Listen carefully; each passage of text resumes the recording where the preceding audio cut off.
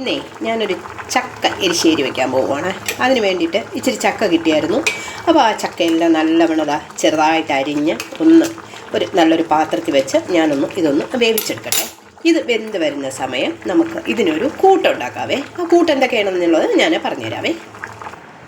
അതിനൊരു കൂട്ടുണ്ടാക്കാനായിട്ട് ഒരു മുറി തേങ്ങ എടുത്തിട്ടുണ്ട്, ഇച്ചിരി മഞ്ഞൾപ്പൊടി, ഇച്ചിരി മുളക് പൊടി, ഇച്ചിരി ജീരകം, ഒരല്ലി വെളുത്തുള്ളി, അല്പം കറിവേപ്പില എല്ലാം ഇട്ട് വെച്ചിട്ടുണ്ട്. ഇതിനെ ഞാനൊന്ന് ക്രഷ് ചെയ്തെടുക്കട്ടെ.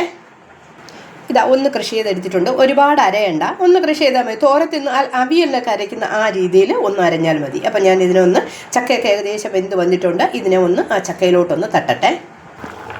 ചക്കയൊക്കെ നല്ലവണ്ണം വെന്ത് വരുന്നുണ്ട്. അതിലോട്ട് ഞാൻ ഈ അരപ്പൊന്ന് തട്ടിയിട്ടുണ്ട്. അതൊന്ന് ഞാനൊന്ന് മിക്സ് ചെയ്തെടുക്കട്ടെ. മിക്സ് ചെയ്തൊക്കെ എടുത്തിട്ടുണ്ട്. ഇനി ഇതിൻ്റെ ഈ പച്ച ചുവയൊക്കെ ഒന്ന് മാറുന്നതിന് വേണ്ടി ഒരു 2 മിനിറ്റ് കൂടെ ഇതൊന്ന് തിളക്കട്ടെ. ഒന്ന് അടച്ചിടാവേ. 2 മിനിറ്റ് കഴിഞ്ഞിട്ടുണ്ട്. നമുക്കൊന്ന് നോക്കാം. ചക്ക എരിശ്ശേരിയൊക്കെ നല്ലവണ്ണം റെഡി ആയിട്ടുണ്ട്. ഒരു പുഴുക്കല്ല, നല്ല കട്ടിക്കല്ല ഇളക്കിയെടുത്ത് എരിശ്ശേരി ആയിട്ടാണ്. ഇനിയാണ് ഇതിൻ്റെ ഒരു പ്രധാന ചടങ്ങ്, ഒന്ന് കടുതാളിക്കുക എന്നുള്ളത്. അതെന്തൊക്കെയാണെന്നുള്ളത് ഞാനൊന്ന് കാണിച്ചു തരാവേ. അതിന് വേണ്ടിയിട്ട് ഒരു പാൻ അടുപ്പി വെച്ചിട്ട് അല്പം കടുകും 2 വറ്റൽമുളകും കൂടെ ഇട്ടിട്ടുണ്ട്. ഇതൊന്ന് ചുവന്ന് വരട്ടെ. കടുകൊക്കെ പൊട്ടി മുളകൊക്കെ ഒന്ന് ചുവന്ന് വരട്ടെ.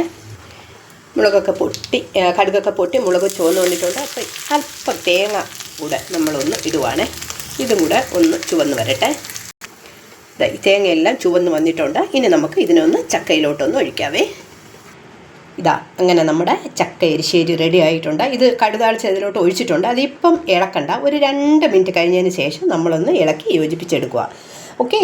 അപ്പോൾ ഇങ്ങനെ നിങ്ങളെല്ലാവരും ചക്ക കിട്ടുവാണെങ്കിൽ ഇങ്ങനെ ഈ ഒരു എരിശ്ശേരിയും വെച്ചിട്ട് ഇച്ചിരി കടുകൊക്കെ വറുത്ത് തേങ്ങ കേട്ട് കടുകൊക്കെ വറുത്തിട്ടൊന്ന് കഴിച്ച് നോക്കുക. അടിപൊളി ടേസ്റ്റ് ആയിരിക്കും കേട്ടോ.